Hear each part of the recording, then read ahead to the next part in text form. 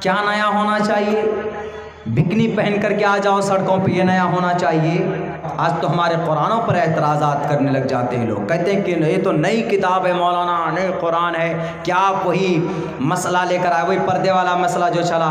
بہت سارے T V anchor میں نیوز رپورٹر نے کہا کہ مولانا کیا ضرورت ہے اب یہ پرانی شریعت کو ابھی نافذ کرنے کی، نئی آنی چاہیے، نہ کچھ نئی تحقیق ہونی چاہیے، اب یہ قرآن پرانا آرڈر ہو گیا، اس کو بند کر دیجئے، نیا کچھ ہونا چاہیے ماڈرن۔ کیا نیا ہونا چاہیے؟ بکنی پہن کر کے آ جاؤ سڑکوں پہ، یہ نیا ہونا چاہیے؟ نہیں۔ آپ دیکھیں گے کہ آئس کریم ہے، آئس کریم کو جب کر لپیٹ کر اس کو انویلپ میں اور اس کو برف میں رکھتے ہیں تو وہ آئس کریم اپنی جگہ پہ رہتی، لیکن جیسے اس کو باہر کریں گے 10 منٹ کے اندر جب باہر کریں گے اس کی جگہ سے باہر کریں گے وہ پگھلنا شروع ہو جاتی۔ عورت ہے، جب تک پردے میں رکھیں گے تو خوبصورت ہے، عزت دار، جب پردے سے باہر نکالیں گے تو پھر اس عورت کا کیا ہوگا، سماج کے جوان لڑکوں کا کیا ہوگا، آپ اندازہ نہیں لگا سکتے۔ قرآن پرانا ہے، قرآن پرانا نہیں۔ بہت سے لوگ کرتے ہیں نا، یہی اکبر بادشاہ نے سوچ کر وہی کیا تھا نا، اکبر بادشاہ دین اکبری، نئی دین الہی اکبر بادشاہ خود فیصلہ نہیں لیا تھا، بلکہ کچھ تھے ایسے ہی نیم ملا وہاں پہ بھی کہا کہ بادشاہ سلامت، یہ عربی شریعت کو، یہ عربی دھرم کو، یہ لفظ، یہ عربی شریعت کو بہت ہزاروں سال ہو گئے پرانے، اس کے اندر تبدیلی ہونی چاہیے، اس کے اندر بدلاؤ ہونی چاہیے۔ کہا ٹھیک ہے بھائی، کیا کرنا چاہیے؟ کہ بھائی دین الہی، آپ دین الہی کے نام پر ایک نیا دین انہوں نے لانچ کیا، کچھ ادھر سے کچھ ادھر سے کچھ ادھر سے لے کر اس کتاب سے اس کتاب سے، یعنی کرسچن کو، جین کو، بودھ کو۔ بھارت کے اندر کرسچن کی اس کو سب سے پہلے کون لایا؟ اکبر بادشاہ، اس کی ایک بیوی کرسچن تھی۔ ساؤتھ کے ایریا میں جائیں گے تو کرسچنٹیز بہت ملیں گے آپ کو، اس وقت نہیں بلکہ ہمیشہ سے دنیا کی سب سے بڑی کمیونٹی، سب سے بڑا مذہب کوئی ہے تو کرسچن ہے۔ سب کو ملا کر کے ایک جگہ کھچڑی بنانے کی کوشش کی اور انہوں نے کہا کہ یہ دین الہی ہے۔ لیکن اس وقت قربان جائیے، اس وقت ایک بڑے عالم دین، اس وقت ایک بڑے اللہ والے، اس وقت ایک بڑے اولیاء اللہ، اس وقت ایک بڑا مجاہد، ہمیں پتہ ہونا چاہیے کہ بھئی کیسے ہر زمانے کے اندر اللہ تبارک و تعالیٰ بھیجتا ہے، اللہ تبارک و تعالیٰ اپنی شریعت کی حفاظت کے لیے بھیجا ہے۔ اللہ تبارک و تعالیٰ امام احمد ابن حنبل کے زمانے میں قرآن کو غلط عقیدے سے غلط طریقے پر پیش کیا تو احمد ابن حنبل ایک بہت بڑے امام گزرے، ایک بہت بڑے بلکہ یہ کہیے کہ عالم دین گزرے۔ احمد ابن حنبل نے یوں کہا کہ بادشاہ اس وقت عباسی سلطنت کا پورا ڈنکا بجتا تھا، انہوں نے کہا کہ میں تمہاری طاقت کے سامنے جھکوں گا نہیں، شریعت کے، قرآن کے، سنت کے خلاف تمہارا عقیدہ، یہ تم قرآن کو اللہ تبارک و تعالیٰ کی مخلوق قرار دیتے ہو، خلق خدا، یہ ہو نہیں سکتا ہے۔ ان کے سامنے مقابلہ کیا اور پھر جو صحیح عقیدہ تھا قرآن کے تعلق سے وہ بالکل روز روشن کی طرح عیاں کر کے احمد ابن حنبل نے لوگوں کے سامنے رکھا۔ اور اس کے بعد آ جائیے، ایک نام ہے سہیل کا، سہیل انصاری کا، ایک نام ہے ذوالکویش کا، بہت جنید بغدادی کا، ایک ہے غزالی کا، علامہ ابن تیمیہ کا، امام نووی کا۔ یہ وہ لوگ ہیں جو عباسی سلطنت کے بعد جتنے بھی ظلم فسادات ہوئے اس دھرتی کے اوپر اپنی شریعت کو بدلنے کی یا بدنام کرنے کی کوشش کی گئی، یہ اللہ والے، یہ اپنے وقت کے علماء کرام تھے۔ علامہ ابن تیمیہ، امام نووی رحمت اللہ علیہ، یہ لوگ تھے، انہوں نے اپنی علم کی روشنی میں قرآن کی، شریعت کی، ان کو بچانے سے بلکہ یوں کہیے کہ خرد برد ہونے سے لوگوں کے سامنے جو صحیح کانسیپٹ ہے، صحیح عقیدہ ہے، لوگوں کے سامنے پیش کیا۔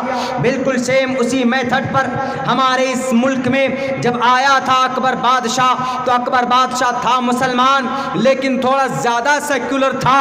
انہوں نے دین الہی کے نام پر ایک نئی شریعت، ایک نیا قانون، ایک نیا سنویدھان بنانے کی کوشش کی۔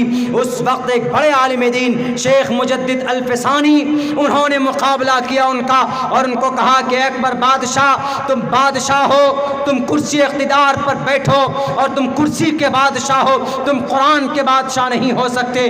قرآن کا بادشاہ وہی ہوگا جو قرآن کا عالم ہوگا، حدیث کا بادشاہ وہی ہوگا جس نے سائے ستہ کو پڑھا ہوگا، بخاری کو پڑھا ہوگا، ترمذی کو پڑھا ہوگا، مسلم کو پڑھا ہوگا، ابو داؤد کو پڑھا ہوگا، نسائی کو پڑھا ہوگا، ابن ماجہ کو پڑھا ہوگا۔ تم قرآن کے بارے میں کچھ نہیں جانتے، تم شریعت کے بارے میں کچھ نہیں جانتے۔ ایک بادشاہ قرآن کریم کے بارے میں کیا عقیدہ رکھتا ہے، ایک عالم دین اس کو اپنے لڑی سے، اپنی چھڑی سے اس کو سدھارتا ہے، اور ٹی وی کی نیوز کے اسٹوڈیو میں بیٹھ کر تم فیصلے دو گے کہ قرآن میں کیا فیصلہ ہے، قرآن میں کون سا نیا فیصلہ ہے، کون سا آج کے زمانے کے اعتبار سے، کون سے قیامت، کون سے اب سے پہلے کے اعتبار سے تھا۔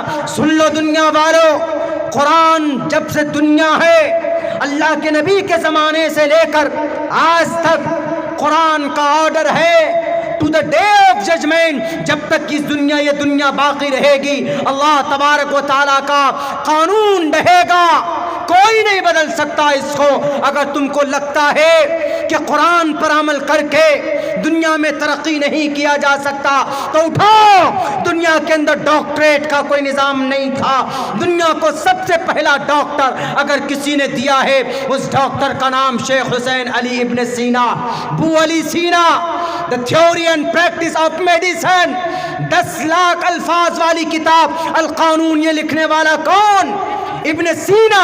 10 سال کا ایک بچہ، مدرسے کا بچہ، مدرسے میں پڑھ کر حافظ قرآن بنا تھا۔ یورپ والوں سے پوچھو کہ ابن سینا کون، یورپ والا کہے گا کہ 5 چیپٹر میں 10 لاکھ الفاظ والی کتاب ہم لوگ جو پڑھتے ہیں، اس کتاب کے اندر جو ٹاپک ہے theory and practice of medicine کے اوپر لکھی گئی ہے یہ کتاب۔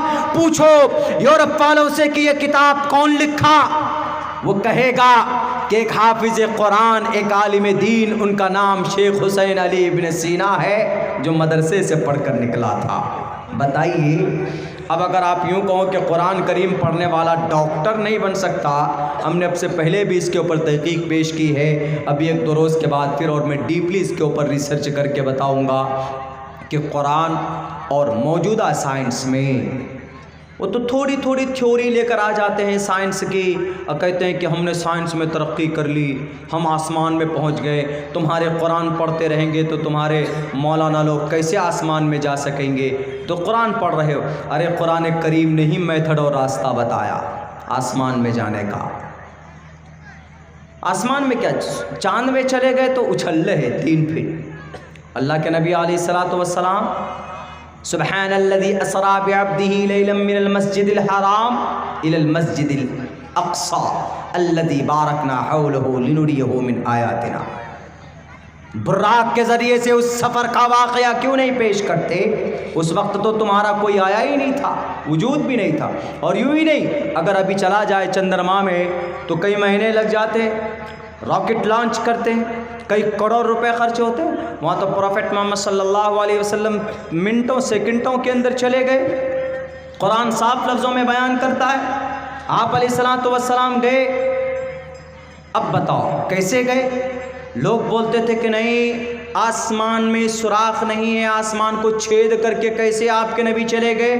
کچھ دنوں تک یہی الزام تھا کہ نہیں، یہ سبحان الذي اسرا بعبده ليلا من المسجد الحرام الى المسجد الاقصى الذي باركنا حوله لنريه، یہ غلط ہے، سائنس کے اعتبار سے غلط ہے۔ کیوں؟ چھت میں سوراخ کر کے کیسے چلے گئے آپ کے نبی؟ اور جب لوگ چندرما میں چلے گئے، چندرما میں چلے گئے، چاند پہ، مارس پہ چلے گئے، مارس، چندرما، جوپیٹر، وینس، ان سب کے قریب پہنچ گئے، تو اب کہہ رہے کہ نہیں پاسبل ہے اب پاسبل ہے، ہمارے نبی 1450 سال پہلے یہ سب بتا کر کے گئے ہیں۔ بے وقوف ہو، اب تو اعتراف کرو گے؟ نہیں جناب، کیسے کر سکتے؟ یہ قرآن تو آپ کا قرآن نیا نہیں ہے، قرآن کا فرمان ہر آنے والی نئی چیز کے لیے ایک رول ماڈل۔ قرآن میں ایک آیت ہے، ایک ٹکڑا ہے، وَيَخْلُقُ مَا لَا تَعْلَمُونَ، خلق یخلق، فعل مضارع ہے، صرف میں اس کو بولتے ہیں فعل مضارع۔ یہ دو ٹینس کو بتاتا ہے، دو ٹینس، دو زمانے کو، ورتمانے این فیوچر، مستقبل کو بھی بتاتا، بھوشیہ کو، ورتمانے کالے ان بھوشیہ کالے، دو کو۔ یخلق وہ پیدا کرتا ہے یا کرے گا، قرآن میں وَيَخْلُقُ اللہ پیدا کرتا ہے۔ آج جو کچھ بھی نئی چیزیں پیدا ہو رہی ہے نا، جتنی بھی نئی چیزیں پیدا ہو رہی ہے، وَيَخْلُقُ اللہ پیدا کرتا ہے۔ کیسے کرتا ہے اللہ پیدا؟ اللہ خود سے کیسے پیدا کرتا ہے؟ دماغ انسان کے پاس ہے تو وہ دماغ کہاں سے آیا؟ وہ دماغ تو اللہ تبارک و تعالیٰ کا دیا ہوا ہے۔ وہ جو مٹیریل لاتا ہے، مٹیریل بناتا ہے، وہ مٹیریل کہاں سے آتا ہے؟